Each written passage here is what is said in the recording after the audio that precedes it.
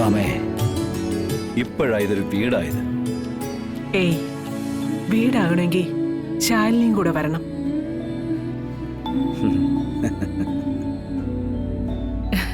എന്നാലല്ലേ എല്ലാവരും കൂടി ഒത്തുകൂടിയെന്ന് പറയാൻ പറ്റൂ.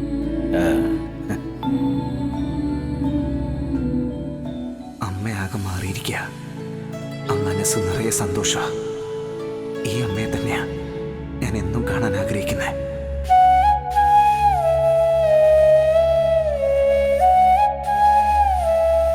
എടാ വിഷ്ണു, നിന്റെ ഫ്രണ്ട്സിനെ ആരെങ്കിലും വിളിക്കാനുണ്ടെങ്കിൽ വിളിച്ചോ. ആ കമലിനെ പ്രത്യേകിച്ച് പരിപാടിയൊന്നുമില്ലെങ്കിൽ അവനെയും കൂടി വിളിച്ചോ. എല്ലാരും കൂടിയുള്ള സന്തോഷമല്ലേ, ആരും അങ്ങനെ മാറ്റി നിർത്തണ്ട. അവനെ ഞാനൊന്ന് സൂചിപ്പിച്ചിട്ടുണ്ടായിരുന്നു. അവൻ വരും, കേട്ടോണ്ട് ഇറങ്ങിയിട്ടുണ്ട്. ആ ഇതണ്ട് കണ്ടോ.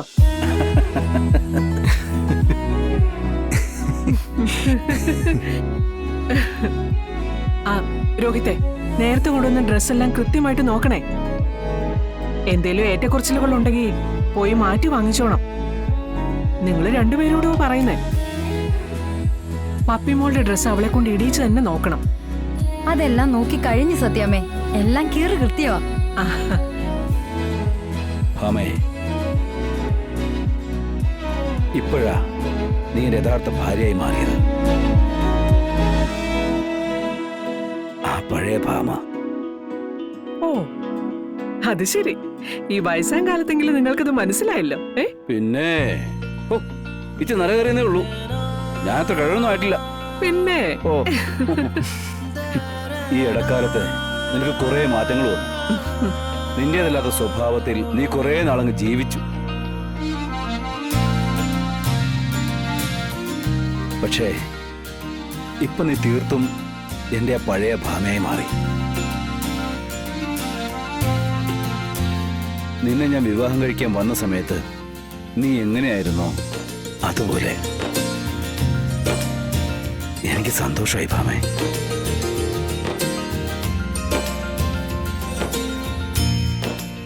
നിന്റെ ഈ മാറ്റത്തിൽ ഏറ്റവും അധികം സന്തോഷിക്കുന്നത് ഈ ഞാൻ തന്നെയാ.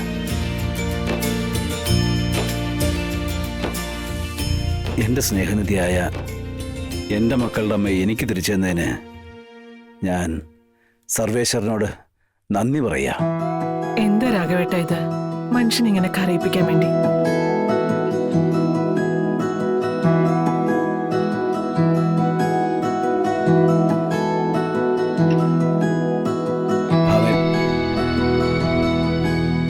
നിനക്കെന്നും ഇതുപോലെ ഇരുന്നൂടെ? നിന്നിലൂടെ നമ്മുടെ കുടുംബം പോകുന്നതേ നിന്റെ സന്തോഷം തന്നെ. ഇവിടെ എല്ലാവരുടെയും സന്തോഷം. നിന്റെ മനസ്സ് എന്നും ഇങ്ങനെയാണെന്ന് വെച്ചാ ഭാമേ, ഈ വീട്ടിൽ എന്നും സന്തോഷമായിരിക്കും. ഞാൻ പറഞ്ഞില്ല രാഘവേട്ട, ഞാനിനി എനിക്ക് വേണ്ടിയല്ല ജീവിക്കുന്നത്, നിങ്ങൾക്കൊക്കെ വേണ്ടിയാ.